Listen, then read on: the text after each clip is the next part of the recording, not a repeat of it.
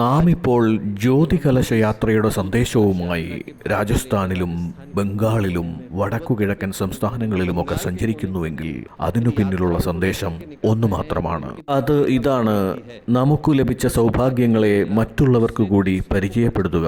വരദാനമായി ലഭിച്ച സൗഭാഗ്യങ്ങളുടെ പ്രതീകമായി ജ്യോതികലശയാത്ര പുറപ്പെടുന്നത് നമ്മളുടെ ജീവിതത്തിൽ സൗഭാഗ്യങ്ങൾ ഉദയം ചെയ്യാനും അതോടൊപ്പം കർത്തവ്യബോധവും ചുമതലാബോധവും ഉണരാനും വേണ്ടിയാണ്. കർത്തവ്യബോധം ഉണരാത്ത സ്ഥലങ്ങളിൽ സൗഭാഗ്യങ്ങൾ വർഷിക്കപ്പെടുന്നില്ല.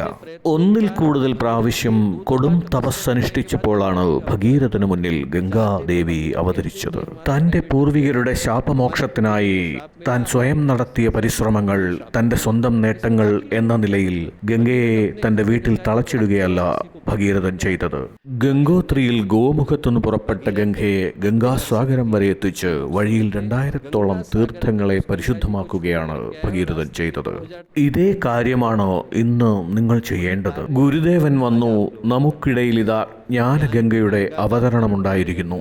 നമ്മുടെ വീടുകളെ മാത്രമാണത് പ്രകാശിതമാക്കുന്നതെങ്കിൽ നമുക്ക് ലഭിച്ച സൗഭാഗ്യങ്ങൾ അപൂർണമായിരിക്കും. മറ്റുള്ളവരുടെ വീടുകളെയും ജീവിതത്തെയും പ്രകാശിതമാക്കാൻ നാം പുറപ്പെടേണ്ടതുണ്ട്.